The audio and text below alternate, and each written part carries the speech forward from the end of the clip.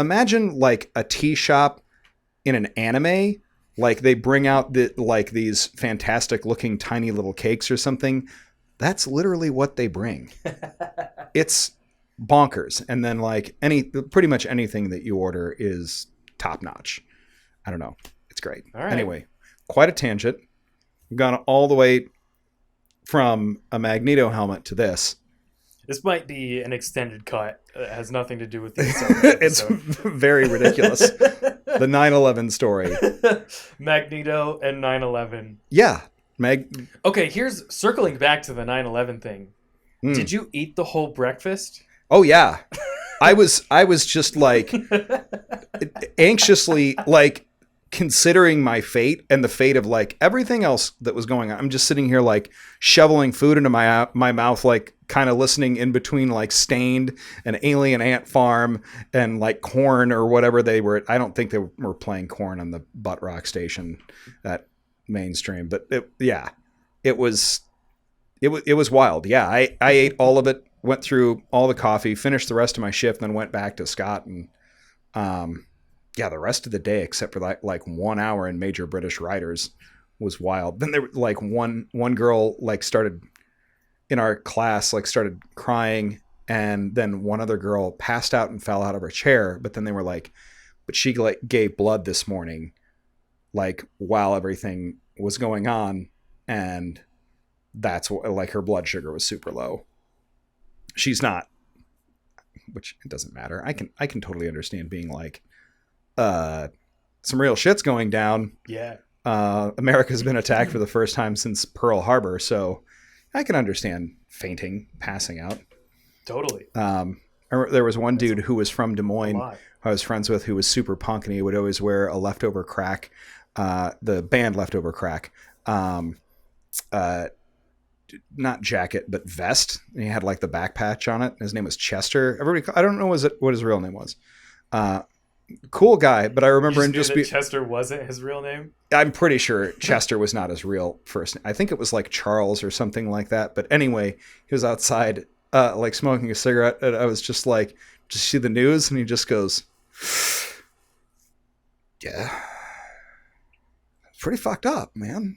And I was like, "Yeah." And he's like, "Well, see ya," and then just like started walking to whatever class he had, and that was like one of the first interactions that I had like about where it was just like pretty fucked up, and then just move along. I don't know. It was weird, very weird time. Wow. Nobody knew what to think about anything, and I still don't. I don't know. That was probably an inside job. Anyway, all right. Should we do a hard reset and start talking about Ahsoka? Or is this too? What do we Tell do? you what, how do we transition? We to make Ahsoka? a cold open right here, and we just address the audience, and we let them know that we're doing something different. Cold open. Listen, you've seen Rebels, or maybe you haven't, and if you haven't, and you just watched Ahsoka, you got some major spoilers, bud. I'm sorry, but some people are dead.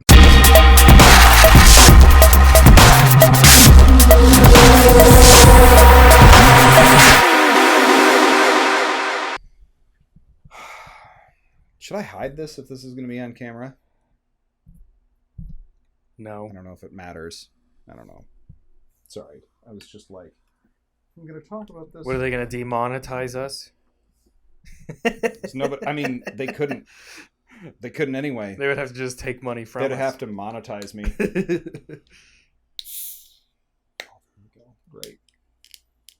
Great. All right.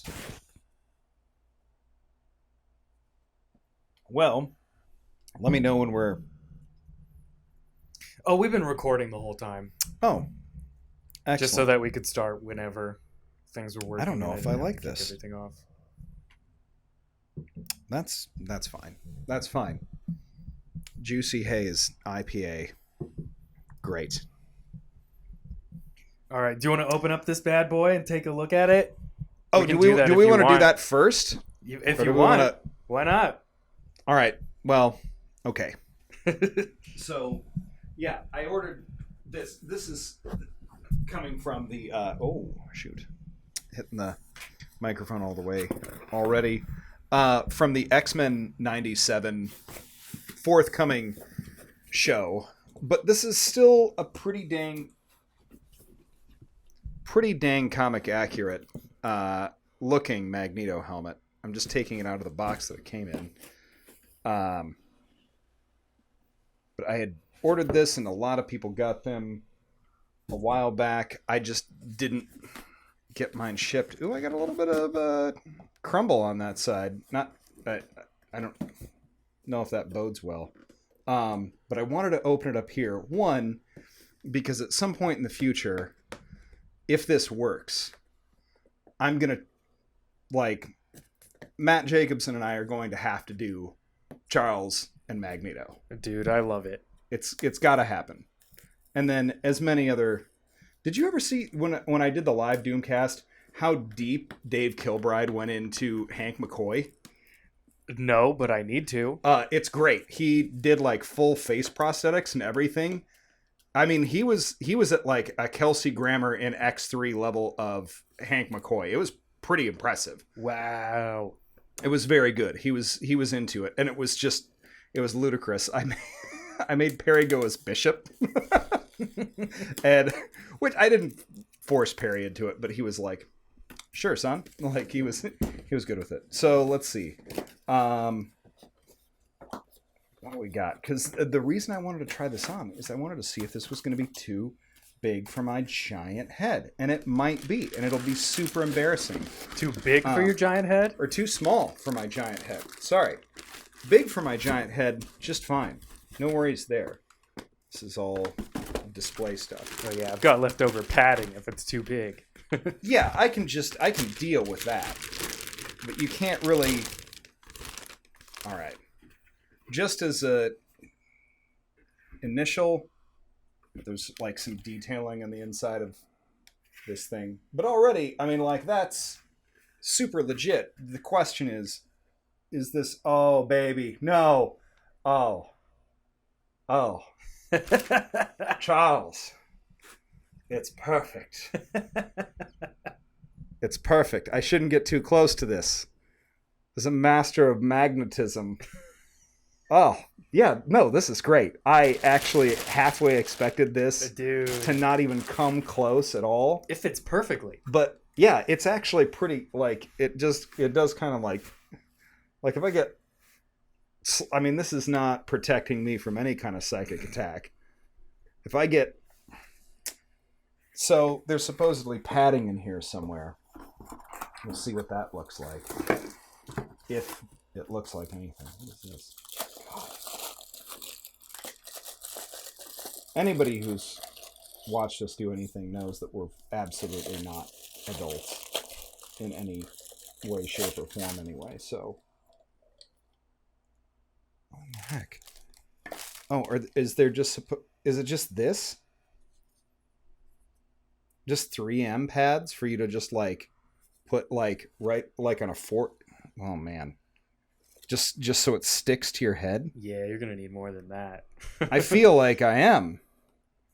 I mean, maybe not, because like I said, my head's pretty huge, but like, here's the thing though. I've wanted to do this for a while because I've got like gloves and boots picked out to do this because I did Mr. Sinister. That's a pretty, Anyway, yeah, this works. This is legit. It's just a question of, am I going to be able to fit this on my fat freaking head and keep it stable? I actually, given how much room's on this, like, check this. Like, I don't know if... Take this the right way. You've got a normal-sized human head. Oh, yeah. I don't know if somebody with a regular-sized noggin would be able to, like, wear this without, like, some significant padding. This is similar, it's Magneto, but similar in both the size and the style of the Mandalorian helmets. That's the kind of stuff That's what that I had on mine. A little bit more similar. Yeah, I don't know how you'd get around that otherwise. Yeah, I don't know. Here we go.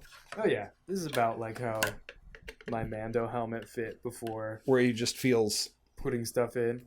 Obviously way lighter, which is a benefit. I'm sure that there's instructions to this that I'm not reading. I probably should be reading. And I'm not. So I'm not responsible. Ooh. I don't know. Do we do an entire review of the first 2 episodes of Ahsoka where I just like respond as Ian McKellen? Here's the problem. Only character that's been played by 2 different people where like... Actually, let me walk that back. Magneto and Spider-Man. Only 2 characters that have been played by 2 different people where both, at least 2 of the actors are genuinely incredible. Michael Fassbender as Magneto, top notch. Mm-hmm. Ian McKellen as old Magneto, top notch. Yeah. Like, unquestionably. I don't like James McAvoy as much as I do Patrick Stewart. Does he work as like young Charles? Sure, absolutely. If they ever did a Krakoan, if they ever did an adaptation of the Krakoan era, James McAvoy is a perfect arrogant ass, like, but he's not, he doesn't make for a real good wise Charles Xavier. Mm-hmm. Patrick Stewart does. Patrick Stewart's great. I feel like this is... Oh, you're leading into my thoughts of the first 2 episodes of Ahsoka already. Oh, well, let's see here. I'm going to kind of wrap this. But who were the 2 Spider-Men? Oh, man. Was it, what do you think of Tobey Maguire? I'm going to make people mad here. I have pretty strong opinions. I don't like Tobey Maguire as Spider-Man. I don't like but also the first and second Spider-Man are 2 of the best comic book movies ever made. Mm-hmm. Like, bar none. I just don't like him as Peter Parker or Spider-Man in comparison to the other people that did it. Which isn't necessarily... I agree completely. I don't think he did a bad job. I thought it was crazy when I saw the last Spider-Man movie in the theaters, and there was a couple of gasps across the theater when Andrew Garfield showed up, and then people applauded like crazy when Tobey Maguire showed up. I thought that was absurd. So it's not inappropriate. Like, I get that, like, he's a huge part of people's childhoods for some people. Yeah. Or in the case of some of us, a huge part of their early college experience. But, like, I don't know. Dude, the effect that, like, 9/11 had on my college experience was nuts.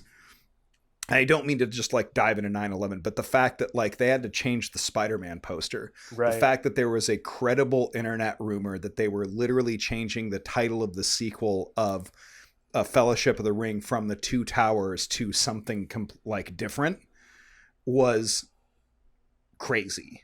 It was absolutely nuts.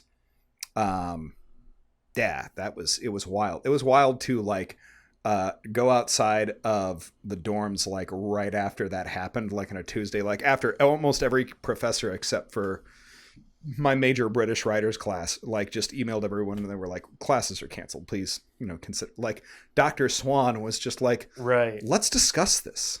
How does this make you feel? Is this, like, and just like talked it out, which was actually much better.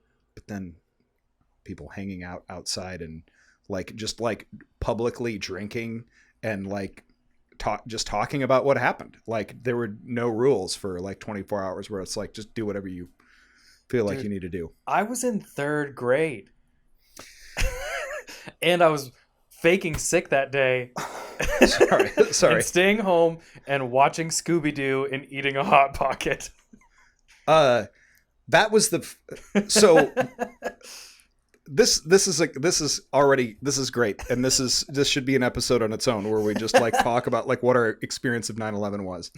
I was working in the dining center, and that was the first day that I was like, I'm gonna take a break and eat breakfast, because like my whole thing was like, up until that point was like, I work, I go out, I have coffee with like the two old black dudes that like worked in like sanitation or whatever for the dining center. We would just sit out and have coffee and like smoke cigarettes, and that was my break.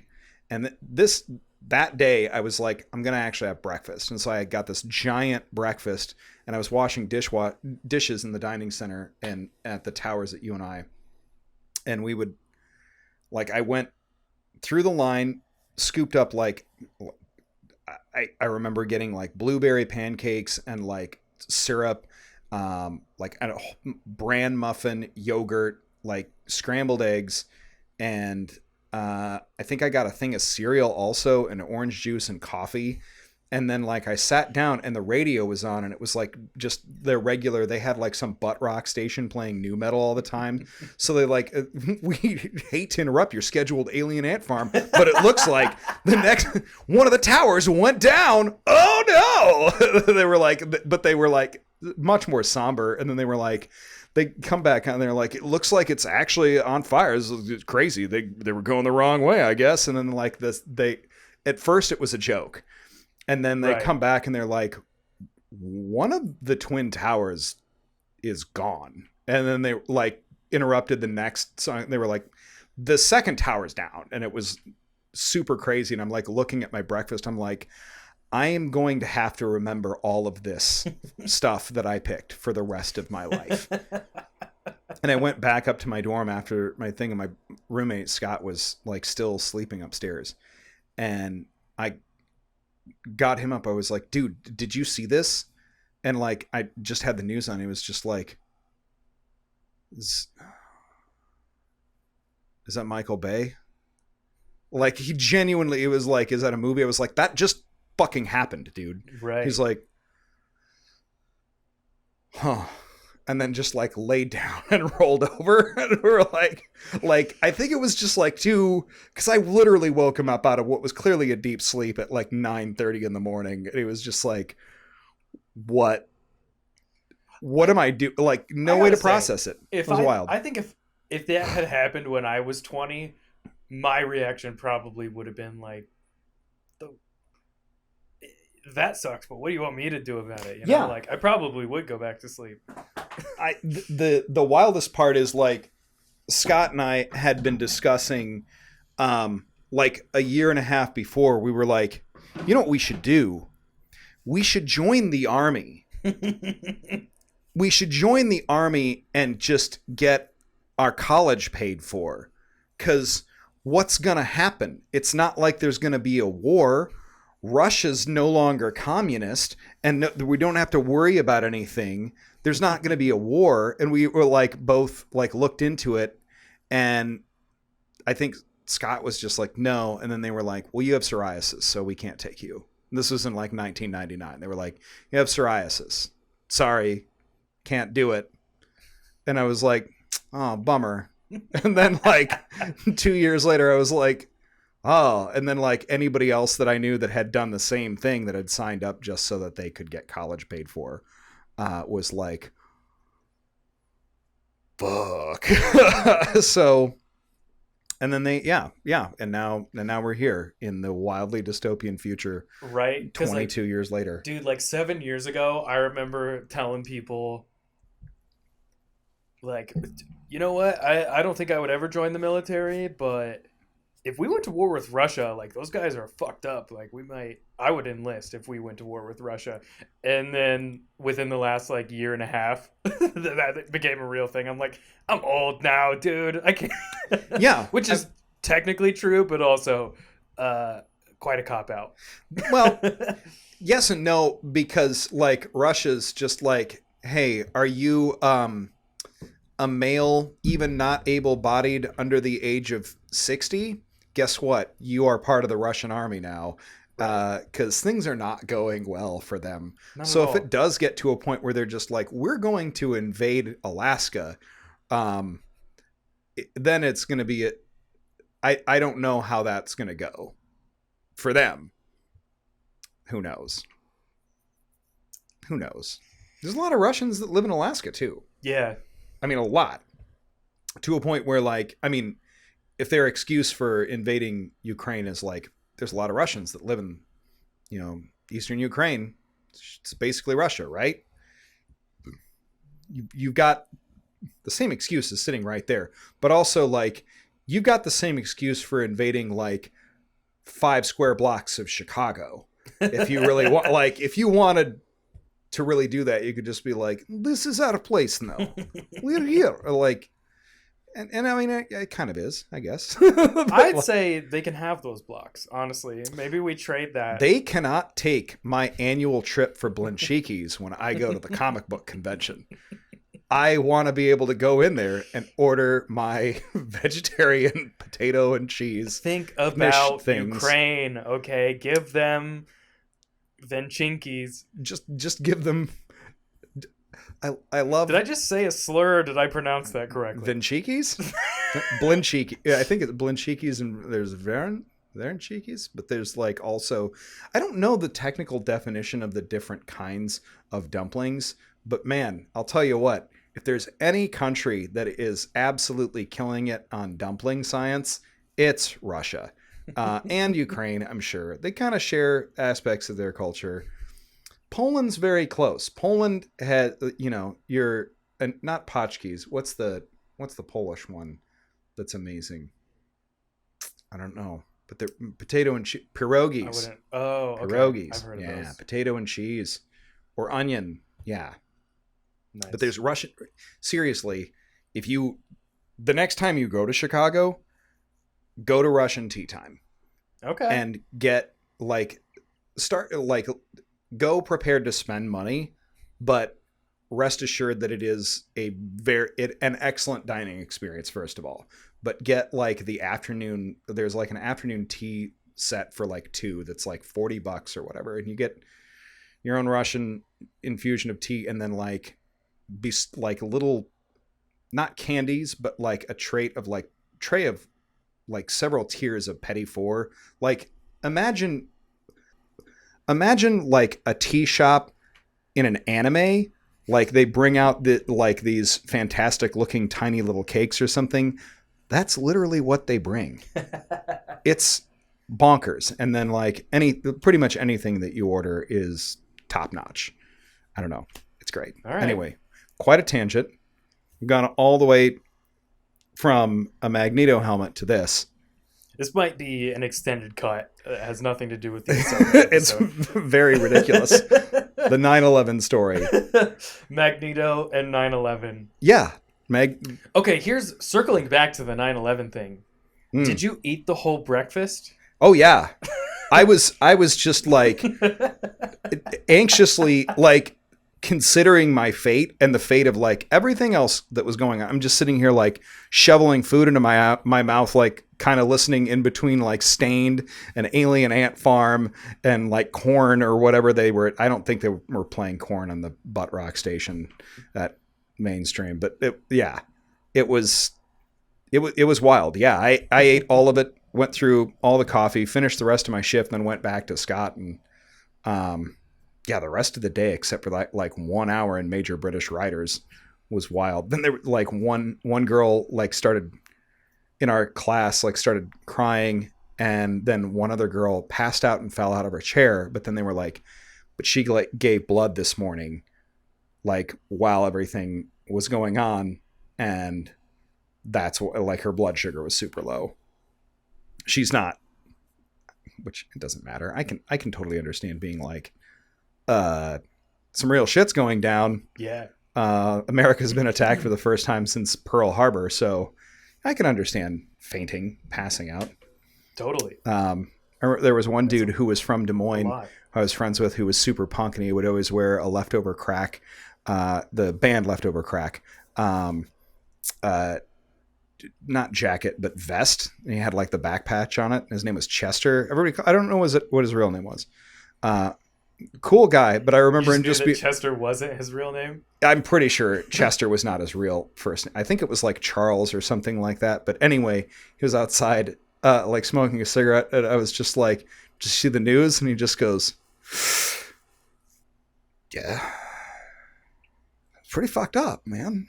And I was like, yeah. And he's like, well, see ya. And then just like started walking to whatever class he had. And that was like one of the first interactions that I had like about where it was just like pretty fucked up and then just move along. I don't know. It was weird. Very weird time. Wow. Nobody knew what to think about anything. And I still don't. I don't know. That was probably an inside job. Anyway. All right. Should we do a hard reset and start talking about Ahsoka? Or is this too? What do we Tell do? you what. How do we transition we to make Ahsoka? a cold open right here, and we just address the audience, and we let them know that we're doing something different. Cold open. Listen, you've seen Rebels, or maybe you haven't, and if you haven't, and you just watched Ahsoka, you got some major spoilers, bud. I'm sorry, but some people are dead. And if you didn't watch Rebels, you didn't care about those people. Or even know that they were alive. Had no idea. That was your first clue. Clancy Brown told you and then unveiled a mural. But guess what? Those people ruled. And it turns out one of them is probably coming back. Why? Because they're making an action figure of him, and that always means he's gonna show up. So, indeed, Damon and I are here reviewing the first 2 episodes of this week's drop of Ahsoka. We're at Damon's new podcast studio, which is great. It's excellently well laid out. I could probably do better lighting in here, but we'll figure it out. This is much better than the lighting at my place, and it's much better than just one static, boring camera angle for 20 minutes. So this is already great. You're absolutely killing it. Sweet. Let me just tell you, incredible work on technological achievements here. This looks great. We look great. Obi looks very relaxed now. He's very relaxed because initially he was very upset with me for being in his space. Yeah, he's calm now. He doesn't take long. Okay, so just initial thoughts. Before we even move on, if you had to give a letter grade to the first 2 episodes, what would you give them? B-. B- for both. I'm kind of viewing both of them as the premiere, a whole product. Okay. Yep. I would give. Let me elaborate. Okay. Just on broadly though. I give it a B- because overall I enjoyed it. I thought it was entertaining, but I found the plot to be extremely predictable. I knew how every scene was going to end as soon as it began, which is fine. I don't need to constantly be misdirected or anything like that. It was just something I noticed as it was progressing. I was kind of like, okay, I know exactly how this is going to go down. This guy's working for the Empire. I remember thinking that specifically the second that they there's a huge amount of heavy-handed foreshadowing. Mm-hmm. So yeah, with you there. I enjoyed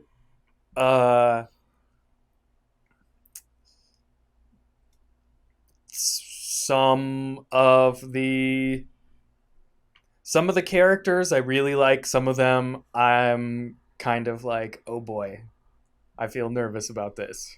We'll get into that. I kind of want to break down each of the characters that were introduced and that are going to be. I'm good with that.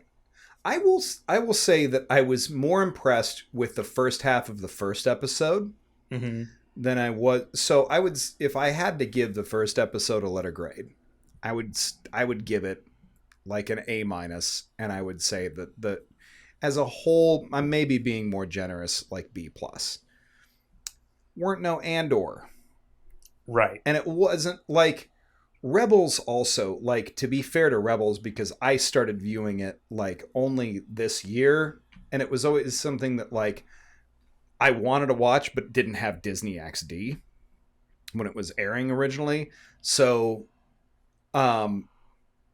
it's also the Rebels show has some elements of that too, where like the plots are not simplistic, but like there's enough foreshadowing to where like you know what's about to happen.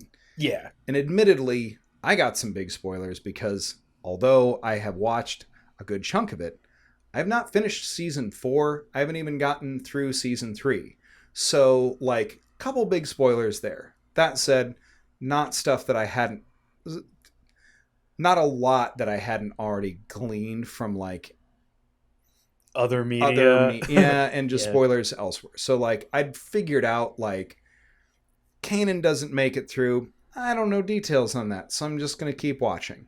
Ezra kind of got a little bit of the mode and method there, like sounds like, but I haven't even. Yeah. Anyway, that said, casting for I don't. Do you want to break down characters as how we feel about them? Yeah, I think so. Just since we had all these characters introduced. So first of all, the one thing that I just kept thinking throughout both of the episodes is, holy shit, Rosario Dawson nails Ahsoka. Yes. Every little mannerism, the way that she just like moves her eyes and squints her head, and the way that she speaks is like something I honestly just did not even expect. I think it's the eyes, the lips, the I mean, I couldn't have imagined someone playing Ahsoka so true to the animated series, both of them. It's astounding, genuinely. Also, the first scene when she's in the like ruined temple, like the Dathomir, the Night Sister temple, where she's like doing the puzzle thing, which felt like it was some shit straight out of like Jedi, Fallen Order or Survivor. I thought like the literally, exact same I was thing. Like watching it. I was like, this is a video game puzzle. If I don't get to go here and solve this same puzzle at some point or like similar stuff, this like literally looks like it's pulled out of that. But when she ended up fighting like the 4 droids rather, that felt very much like it was at the level of imaginative like fight choreography that you get out of Clone Wars animated work, but it was really perfectly executed. I was really impressed with that. I was also really impressed with like the initial choreography of like the 2 like gray whoever Balin and Hati are. Yeah, I was impressed with that scene when they get onto the first rebel ship to rescue Morgan as well. Yeah, great action. The thing I was that I really liked about that first fight that was choreographed with the 4 droids is there wasn't any of the like it just felt also like fluid, and not those moments that happen in action so often that feels like the guy is just waiting his turn to attack so that he could be deflected or whatever, just something that wouldn't realistic. They all kind of looked like they were coming at her at the same time in ways that just seemed like made sense. It didn't feel like it was ham-fisting this way for Ahsoka to win.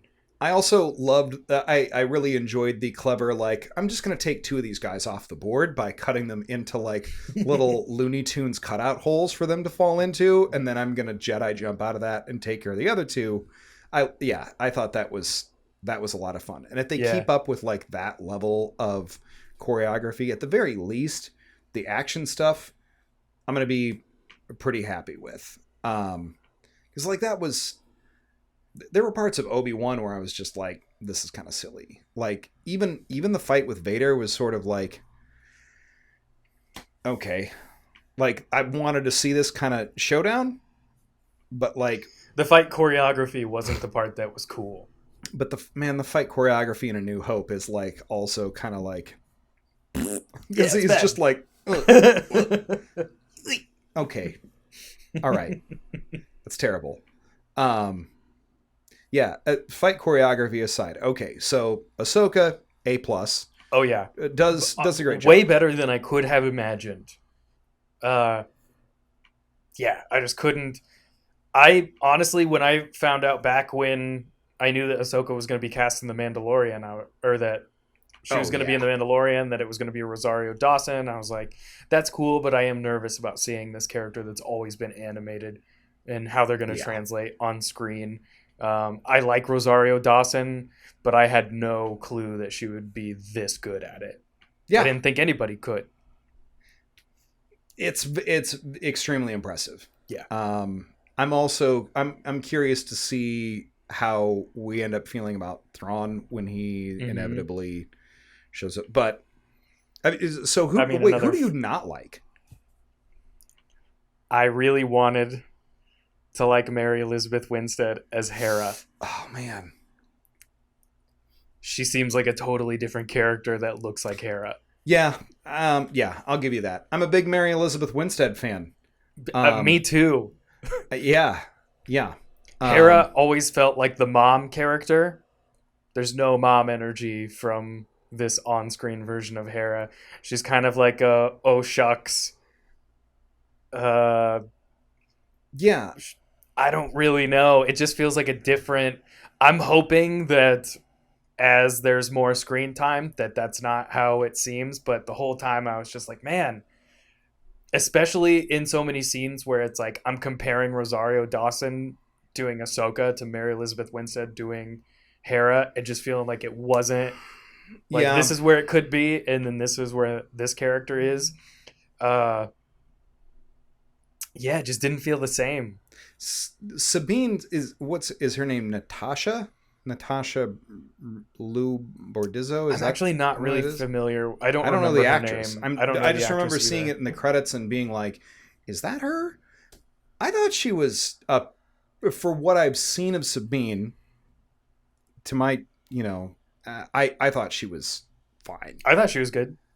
I feel like we haven't seen enough of Balin and Hati for me to really make a decision, but also Balin does seem cool.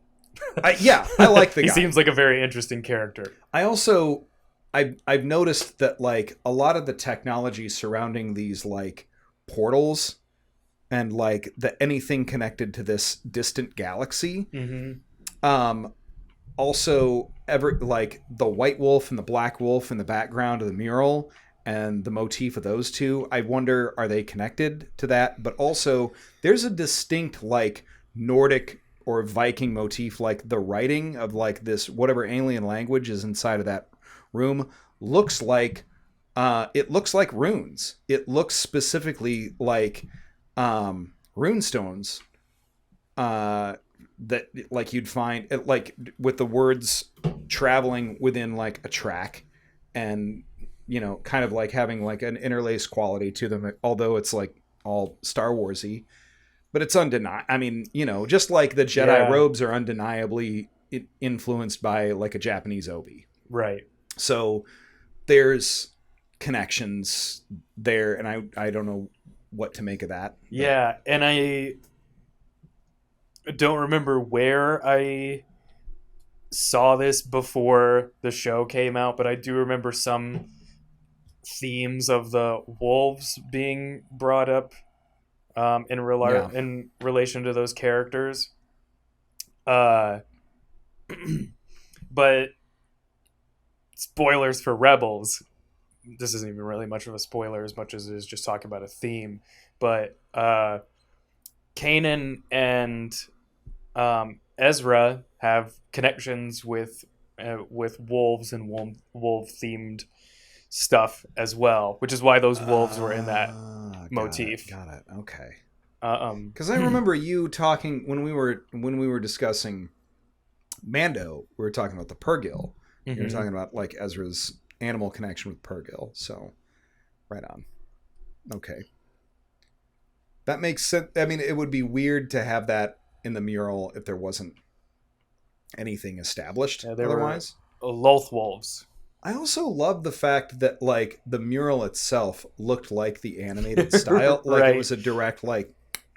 Yeah, that was cool. Also, Zeb hasn't showed up, which he was. I mean, he was in Mando, but like seems like the whole team kind of just disbanded after. Well, yeah. It's how many years has it been since? Is it 9 years? I mean, this is concurrent with Mando, so it's like 9 years, right? It's at least 7. Yeah, because it's post Battle of Endor, like by maybe 7 or 8 I think years. beginning of Mando is 5 years after. Okay, so yeah, it's at least 7, and it's probably because it has to be concurrent with that. So yeah, 7 years, because this is like directly following like Moff Gideon and his like council of schmucks, right? Like looking for council of schmucks. I love I love that. It's like, yeah, those guys looking for Thrawn. Yeah. Also, what's the deal with this third dude that's with them? Marrok. I didn't even know he was a named character. I've been referring to him as Black Noir because he looks and just has the demeanor of the character from The Boys, Black Noir, who just says nothing and just shows up like an assassin. Here's the thing. Did you see the Inquisitor lightsaber that he has? It's not Grand Inquisitor lightsaber that has the full circle. Yeah. It's a half circle, and like, I don't know. I mean, the only other live action half circle Inquisitor. Well, no, that's not necessarily true. Let me dial that back.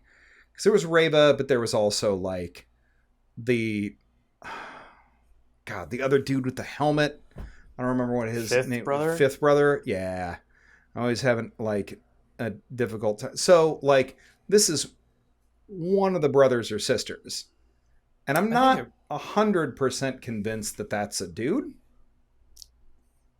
I mean, if they really wanted to roll us, they've got a helmet on for a reason, and they should roll us at some point. It's got to be somebody giving us something. That's kind of my only story gripe is so far that it just was. Which, I mean, this was the premiere, so whatever. Yeah. It's fine. Lay out something.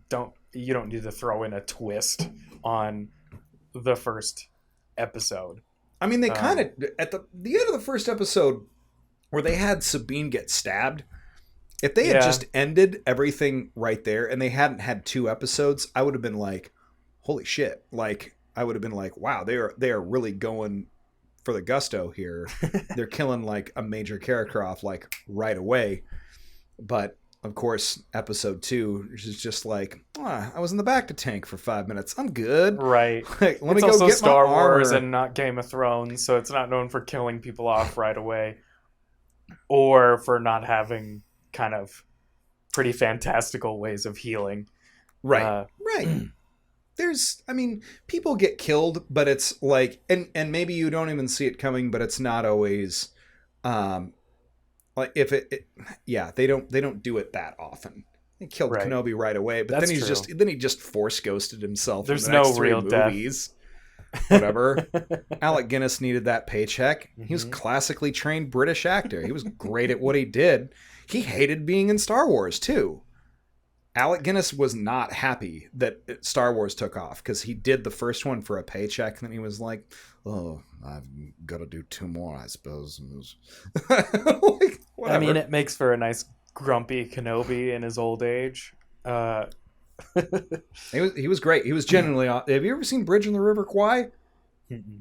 Oh man, that's an excellent movie. Dr. Zhivago, excellent movie. Alec Guinness was like in the like early to late 60s. Like the 60s were his decade as a British actor. He, God, what was the other movie that he was in? Oh, geez. It was about Operation Market Garden. I don't remember the name of the movie, but it was set in World War II also, and it was freaking great. And he's in that, and there's a bunch of British actors in that. Anyway, whatever. Alec Guinness ruled, and it's too bad he's dead, but he would be like over 100 now, probably, so that wouldn't make any sense for him to still be alive. I also, character-wise, I like Hu Yang, the droid. Yes. The David Tennant voiced droid. Okay, that's who David Tennant was. Yes. That's what I was trying to figure out. He voiced him in the Clone Wars. Yeah. I'm astonished I didn't know that, actually. That's wild. It's one of those things that I knew, and then I just remembered it when Man, ever since Doctor Who, ever since Doctor Who, ever since he was the 10th Doctor, man, he's been in weird stuff. Do you remember when he was in that movie where he was like an evil magician? I think I watched it and I don't think it was good. Yeah. And then he was like... Talking about Jessica Jones? No, that was great. He's kind of an evil magician in Jessica Jones. Man, did he make... I mean, he made Kilgrave fantastic. Oh my God. It's easily... At that point, it was the best MCU villain that they had. Mm-hmm. Like, beyond... legitimately terrifying. Yes! Forget Thanos. Like, Thanos is just gonna, like, snap or whatever. Like, Kilgrave was a freaking sadist that was just manipulative, like awful. Yeah, he was great. Man, so it's good that he was Hu Yang, but not. Man, I don't know. I want more David Tennant in more things. Trying to think of other characters. Morgan Elsbeth. I think has potential to be a really cool character.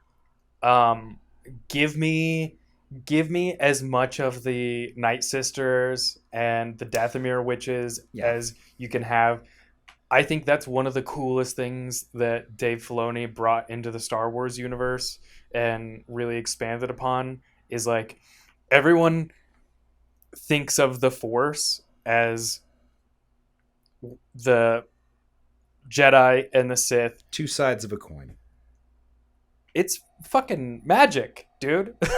They're wizards casting spells. They're just using a particular branch of this magic.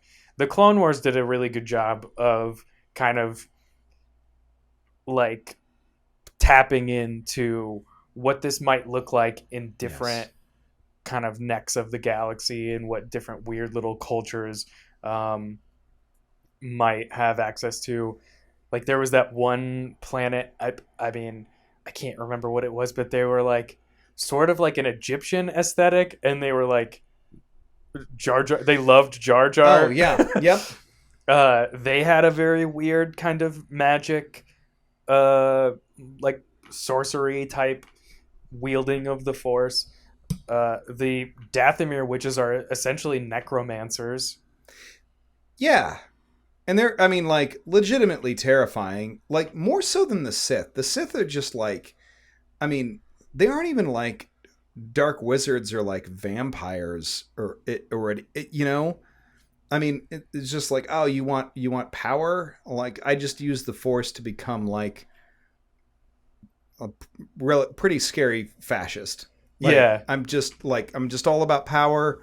I'm just kind of an angry incel. Like, and they like shoot lightning and choke you.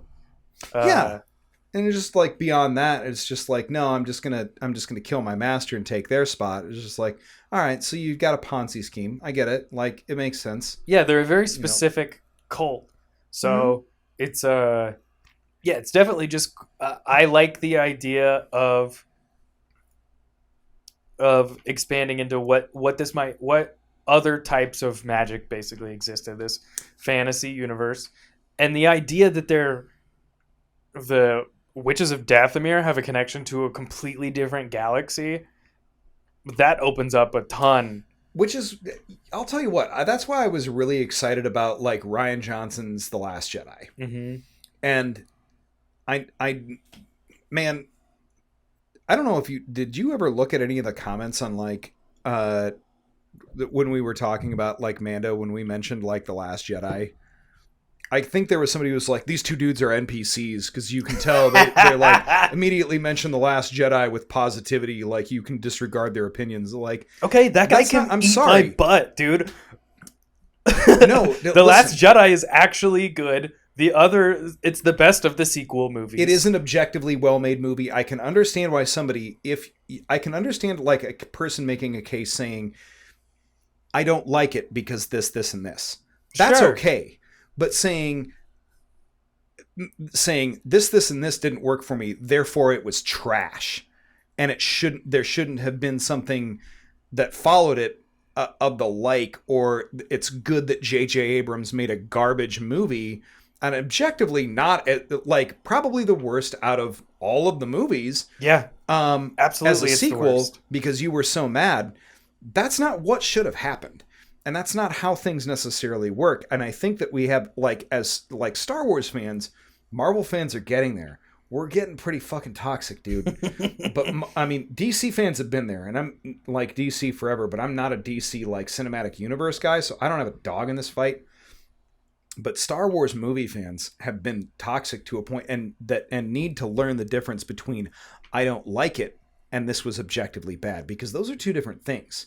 You can dislike something that didn't work for you that was still objectively well written. The Last Jedi. Maybe you didn't like it. It's fine. There are also plenty of Star Wars things that I think are objectively bad that I still like, even though I know they're bad. Ewoks don't make sense. No. Do I love them? Fuck yeah. Not as much as some people on the internet on r-yub nubbing, but I do love them.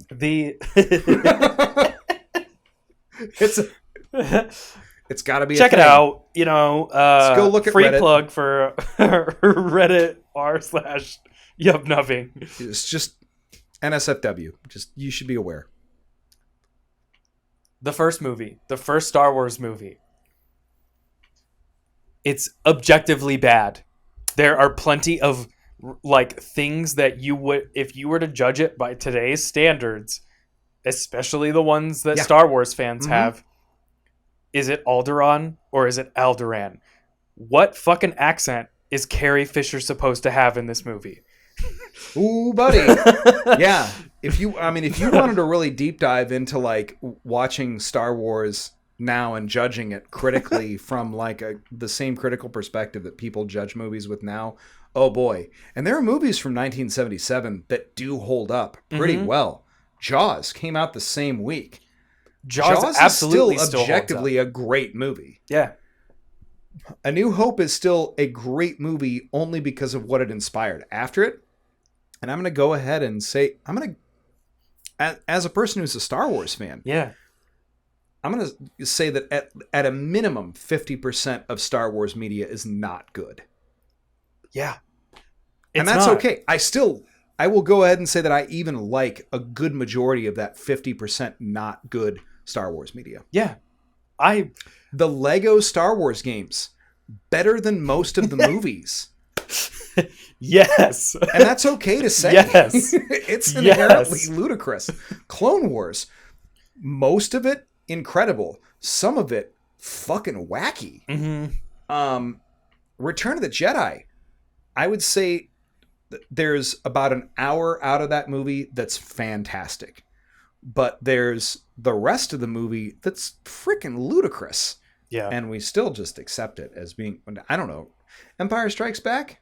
Maybe one of the greatest movies ever made. Yeah, it's a great legitimately, like start to finish, incredible. I don't know. Yeah, it's hard. It does have some of a few of the things that I mentioned as criticisms of A New Hope. Han versus Han, for example, that they retconned with the Solo movie to explain that away. But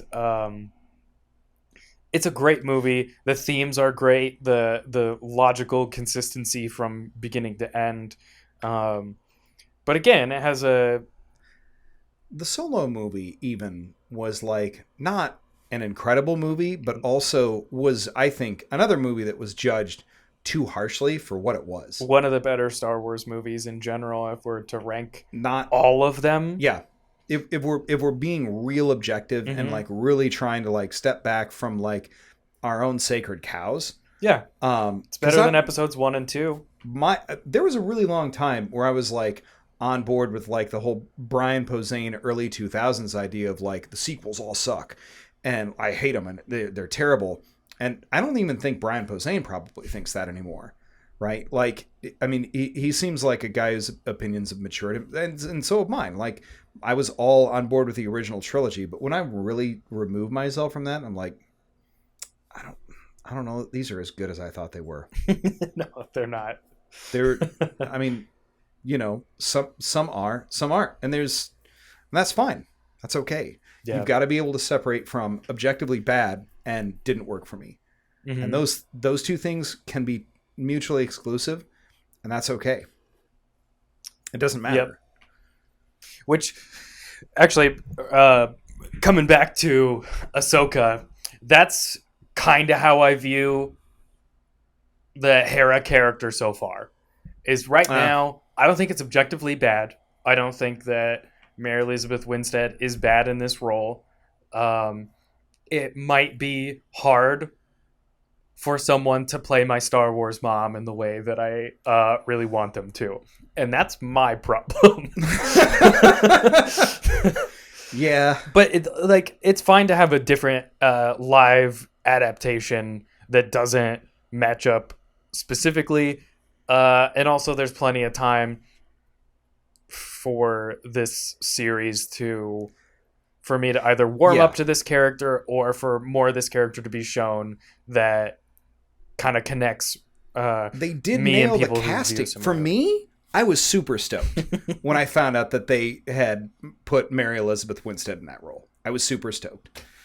I mean, I was too. I don't really necessarily think she looks like Hera more than anyone else that you could paint green and put tentacles on their head. Right. But I thought like the her. vibe was right. I really did. I was just like, no, Mary Elizabeth Winstead, older Hera, this is going to work. This is going to be great. Because Mary Elizabeth Winstead, Mary Elizabeth Winstead now is no longer the Scott Pilgrim, Ramona Manic Pixie Dream Girl. She's just a Sabine tall... Wren is basically Ramona Flowers. Yeah, that's true. Always changing her hair, got kind of an attitude, and doesn't want to fall in line. Yeah, I mean, as a guy in his early 40s, Hera Syndulla's you're the tall, stable woman who knows what she wants that I'd love to have a beer with. You seem great. And I think that that's just maybe having grown up with Mary Elizabeth Winstead being built initially as a 20-something heartthrob and then turning into no, you just defined yourself as an actor in a different way, and that's great. That's awesome. So I thought she fit Hera. I do think so I'm gonna go ahead and dial this back to if we're looking at the sum total of all of the characters as a whole, not only is this a very female centric show, but the only character that I feel I don't love maybe is Hera.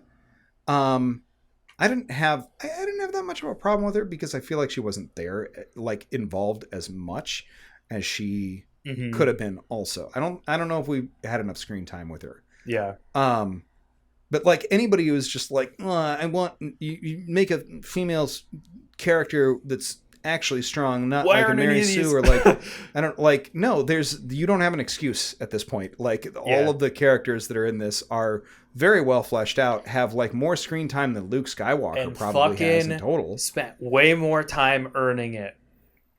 I would say the first 15 minutes of just this live action series has Ahsoka easily earning it because I can't stop talking about how badass the droid fight was. It was great.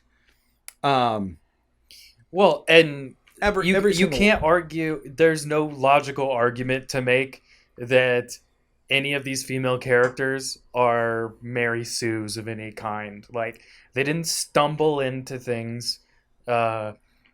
They have a ton of backstory. They struggled, and Morgan Elsbeth is the freaking Star Wars kingpin, more than Kira was.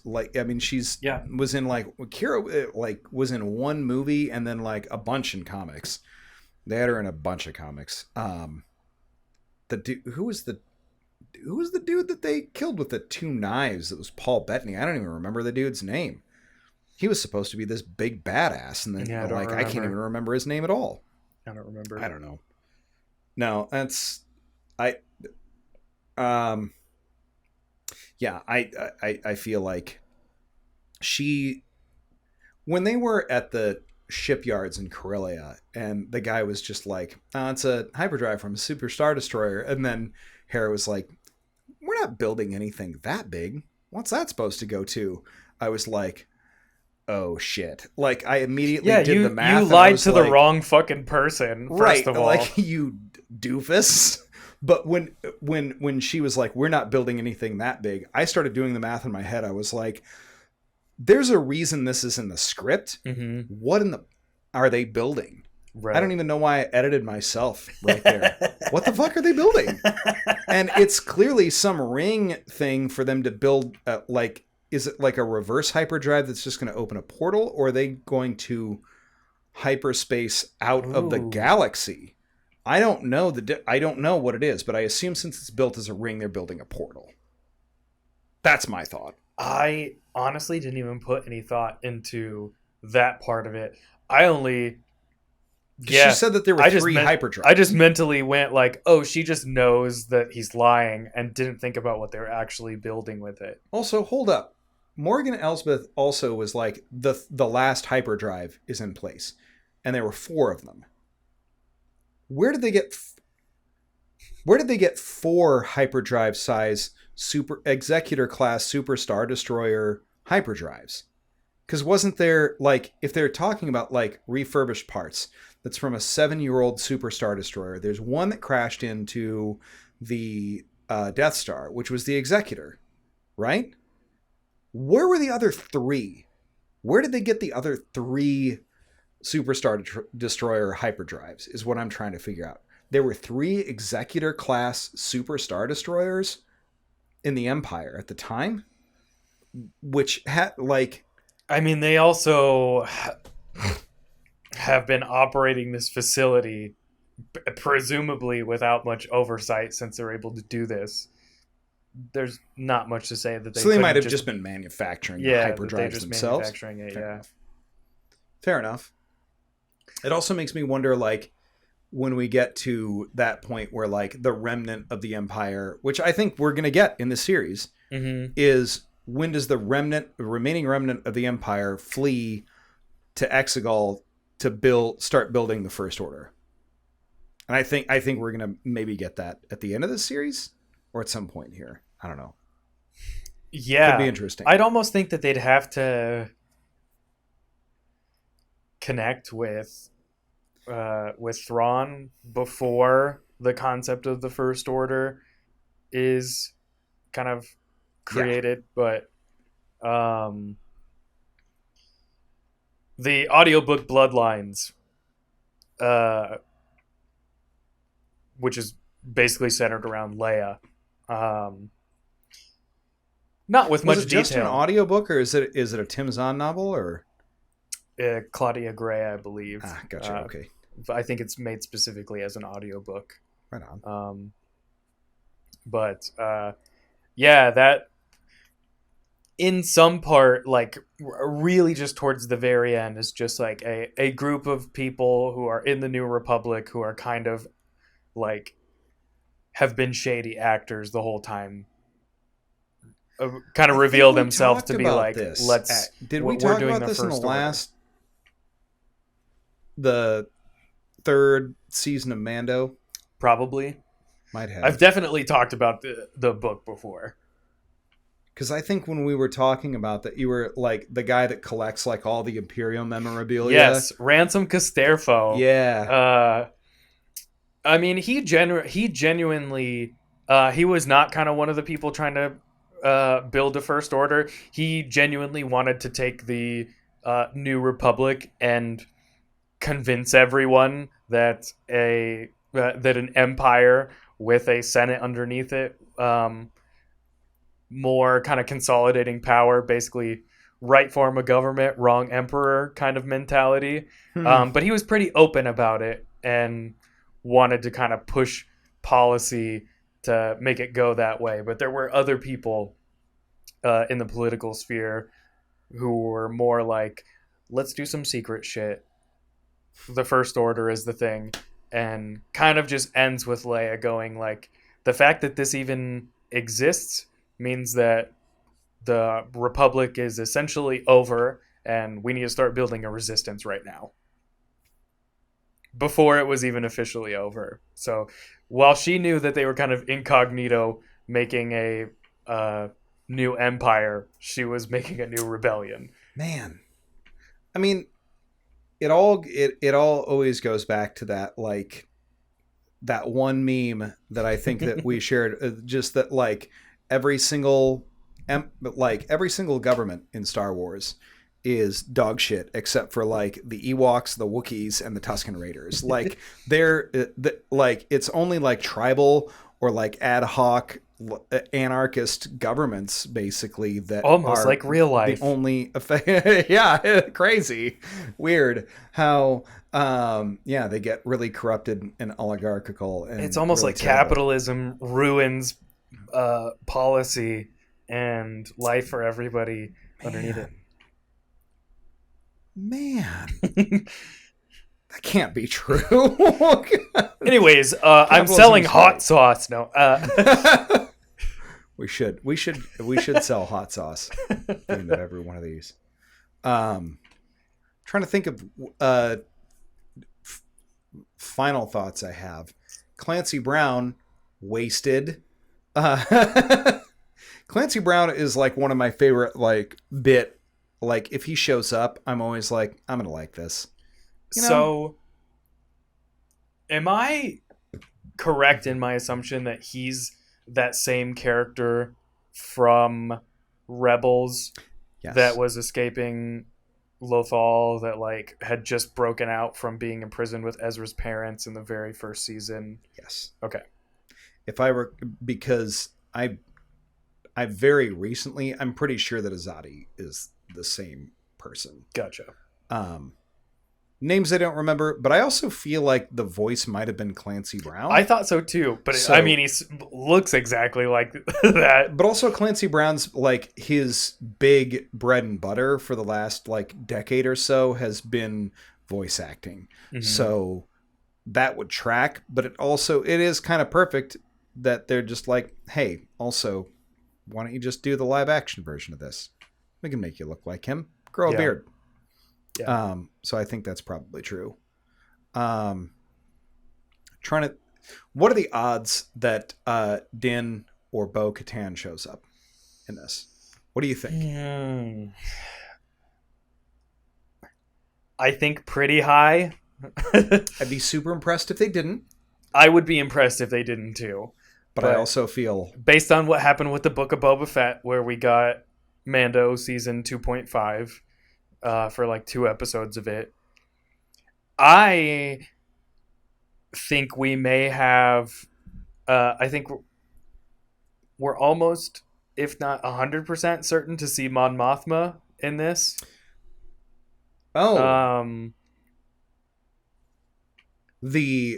The recently introduced Mon Mothma from Andor? Yeah. Okay. That would rule. I don't know I can't remember if that's confirmed or not. As like that she's cast in this, but because she would have survived, because she wasn't on the same ship with Akbar, right? We actually looked this up when we were talking about Andor. Oh, we did. Yeah, that she survived. She just kind of like lived her life and just died in peace eventually. Damn. Or there's not a specific death for her. There's no like battle that she dies in or anything like that. I don't think that she's dead in the current timeline of Star Wars. Is there an Andor season 2 coming? I think so, right? Yes. Do we have a date on that? It's going to be probably, with the writer's strike, it's going to be far future. I think everything's up in the air for everything Disney for the time being. Good, fuck them. Yeah, Disney just needs to fucking nut up and pay people. Here we are making content based on their content. Funny how the world works, but yeah, still pay people. We got Ezra and Thrawn at some point. They could throw they could throw us through a loop like Mando season 3 did, and pretty much introduce that stuff right away and not have it be this big long drawn out thing. I mean, we thought it was going to take forever for them to get to the mines of Mandalore, and you were like, oh, Mando we'll probably get 3. there by the end of the season. It was like literally the second immediately episode, right away. And we're just like, guess what? We foreshadowed that right away. That's what we're dropping on you. Yep. I don't know. I feel like the only reason I'm 100% certain we're going to see Ezra Bridger is that like they just the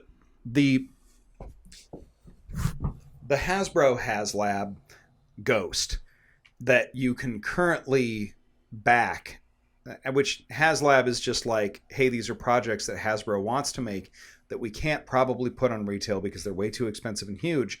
But you stupid collectors, if you're dumb enough, you can put your money down and you can buy one of these things. And I backed them some of this stuff before, but the current HasLab Ghost, like it comes with the Harrison Dilla figure and the Ghost and the Phantom, and like all sorts of cool, like you can open this part, you can put other 3.75 inch figures into it, like the vintage collection size, classic Star Wars size characters in.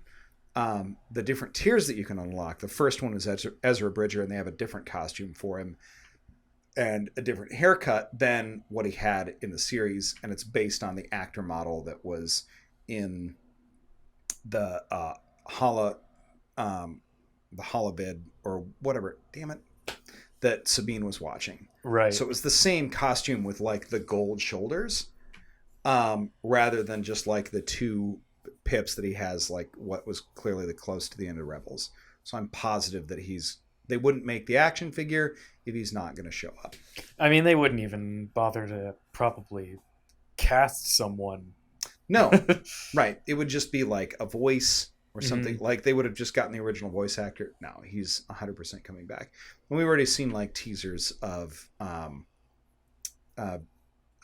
Thrawn, and I don't know. Is there anybody else that we've seen show up since or like teased? I don't think so. I don't think so either. So Zeb and third Mando. So like I'm sure he'll actually end up showing up for. Yeah, which I mean, we talked about this when he showed up in Mando, but like I thought that the live action, like the CGI, pretty impressive. Zeb looked pretty good. Yeah, I was good with that. I liked it. So yeah, hopefully he shows up more. First ever like live action Lasat. Hadn't even seen that species in anything other than in Rebels before. So other than the first cool. Ralph McQuarrie designs for Wookiees, which is not right. Weird. He's a hairless Wookiee. Yeah, and it's just like, hey, ever seen a rare hairless Wookiee? I mean, it's pretty weird how like nearly everything in Star Wars lore that's gotten built out was just like something that either an artist or a set designer was like, this will work, and they made it, and then somebody was like, there's a lore reason, like later on. And usually Dave Filoni is like, no, we're going to put a lore reason in here. I'm going to put my cowboy hat on. There's a lore reason for this, and that's fine. I'm happy with it because I've enjoyed almost everything he's done. He's done. I mean, he's a big part of the glue that's keeping this whole franchise coherent. Yeah. Let alone just allowing George Lucas ain't doing shit. He's done. Yeah. So I don't know. Yeah. Dave's did a great job. Mm-hmm. Did a great job. Him and Jon Favreau now. So good for them. Let George retire in peace. Exactly. He gave us the stuff. I'm so happy with new characters, new stories being told. I'll say this until they fucking end up doing it, but for the love of God, get out of this goddamn timeline and eventually give us characters that have no connection whatsoever to the Skywalkers or to the Emperor or any of that shit. Eventually, that's what I want to see. But I think the first step to the Star Wars franchise doing that is coming out with successful movies and TV shows that involve characters that are pretty far removed from it, like Ahsoka and Mando and those. Yeah. Mando's been Mandor. Andor's really hard to remove from that timeline, obviously, because he's like stuck in that timeline. Yeah, they are all still within the timeline, but at least they're removed from the Skywalker characters specifically, and from the specific stories. They're still obviously involved in the literal wars of the stars that were tied in. But I mean, you have really like your choices for the future of Star Wars, like that far out, are you either go way back to like the High Republic era, or you go way forward to something that is like post First Order, like entirely set post Rey. Yeah. Like just completely eschew all of it to where there's like an entirely separate, maybe not even Jedi Order. Maybe it's something different. You know, I mean, but just like, yeah, I don't know where you would start with that. Witches of Dathomir. It would be great if the Witches of Dathomir were like central to the salvation of like the galaxy in the future, where it's just like who's the best witch of like, and then she has to like fight Jedi and like the whole thing. Man, that would be a badass story. Where like the Jedi are like not corrupted necessarily, but they're just on the wrong side of things because of their very rigid thought processes on things. Well, I mean, again, story. Yeah, similar to jumping out of the timeline, jumping out of just the realm of Jedi and Sith is something that I think they're doing really well. The Mandalorian culture is very interesting and not super well expounded on within the Star Wars canon before Mando. Yeah, Filoni's really filled in a lot of blank spaces there. And the Morgan Elsbeth and the Dathomir stuff, just by, I mean, they're basically an extinct order at this point. They were wiped out, but... so are the Sith. Yeah, so are the Sith, but it also, if there's enough interest in it, then they can start telling stories of stuff that happened previously, maybe alongside timeline that we're familiar with, maybe way before. It doesn't have to be, because it doesn't have to be connected to it. It just has to connect by virtue of being something that everybody now knows. Yeah. And once you've built that, I think there's enough people who are like fans of the Clone Wars or fans of Mandalorians broadly, or fans of just like, there are people who are like big fans of the Empire, like they really like cosplaying stormtroopers. You know, once you've got that, you've got a base to tell stories about characters like that. I would be interested to see, like, I mean, even something similar to like Finn in, the first, the part of the original or the new trilogy, just like stories about like stormtroopers who were just like, I was doing this for the paycheck and this fucking sucks, and like they shift their whole perspective and go on an adventure from there. Which I love that. Actually brings me back to The Last Jedi, #Justice for Broom Boy. What the fuck, man? Yeah, there are all sorts of children after the Jedi are wiped out that are force sensitive with no guidance. Yeah. That exists within this universe. People have force sensitivity and are not given any training in it. What happens to those people? Yeah, it's a huge thing to farm. They could absolutely do something with it, and they're not doing anything with that, but because people irrationally hated The Last Jedi. Fine to not like it. There are things I didn't like about it. Sure.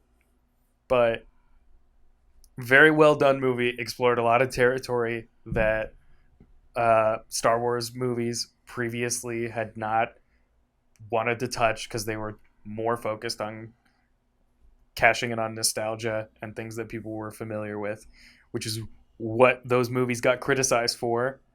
Yeah. And then as soon as they did something different, it received an even bigger backlash. What the fuck do you want, people? Yeah. It's very. Do you want a new story? Do you want the same story over again? Yeah, clearly, like there's a lot of very toxic nerds who made it very clear that they were very upset about Asian women being in their Star Wars, and the fuck you gonna do about that now? Because Sabine's gonna kick a bunch of fucking ass in this series, and you can't do shit about it, bro. Sorry. Speaking of Asian women in Star Wars, let's do a Dr. Aphra. I know we said we wanted to get away from it, but no, I would be 100% because like she's also one of those characters that like Mando, like only tangentially connected to that mythos. Yeah. Right. I would be great with a Chelilona Aphra like series.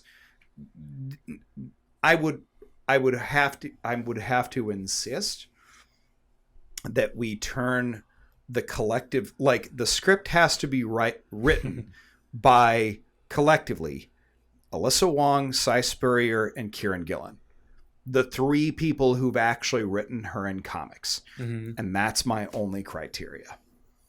Just let the people that actually know the character write the character, and then go ahead and make whatever, and give them executive producer credits as well, please.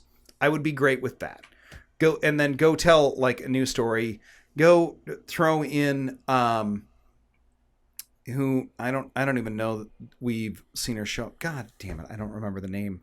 The Imperial Commandant who's like 50% cybernetics that Aphra was in love with, and like the Cy Spurrier. Oh, I remember her name. Damn it, I can't remember her name. Anyway, either. Great. Damn it, like the first like 20 some issues of Kieran Gillen's run are wild, and then you get into the Cy Spurrier stuff. The Alyssa Wong run I don't love as much, but I think it was also because like editorial had her like juggling multiple storylines, like figure out a way to fit Aphra into this and also into this.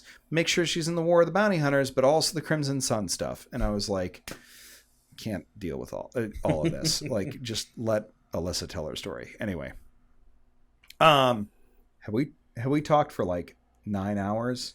It's a long time, yeah. Where are we at? I don't want to give you like a mountain of stuff to edit, but we should probably wrap it up. Fair enough. I suppose we can just like cold wrap it up then too. Yeah. Anyways, I think from what we've seen, I thought the first couple episodes of Ahsoka were pretty good, very entertaining, very interested to see where it goes from here. A lot of bright spots. Not a lot of complaints. I had to be kind of nitpicky to find things that I didn't really care for, and that's kind of putting it more harshly than how I actually even feel. Yeah. I feel like most of the casting I expected to be spot on. I think maybe I don't think I had any like explicit gripes necessarily, but I think you made some pretty good points about Hera, at least so far, and hopefully we'll see more of her to redeem a little of that. I hope curious so. to see where it goes. I'm excited. So I'm open to just accepting a different version of Hera than I want as well. Because I just love Star Wars, man. I don't need it to be what I want it to be. Sometimes it's different than what I want it to be, and I'll like it. I feel like we may have to do that, because in my mind, there is live action Anakin and there's Clone Wars Anakin. 100%. And they are different characters. I find them near irreconcilable. Yeah, I don't see them as the same version. I don't dislike Hayden Christensen. I definitely don't have any beef with like either way, but it's just you're portraying distinctly different aspects Yeah. of the same character. So maybe that's what they're doing here. Fine with that, but Mhm. it is what it is. Any predictions for next week that you have? Oh man. I think we're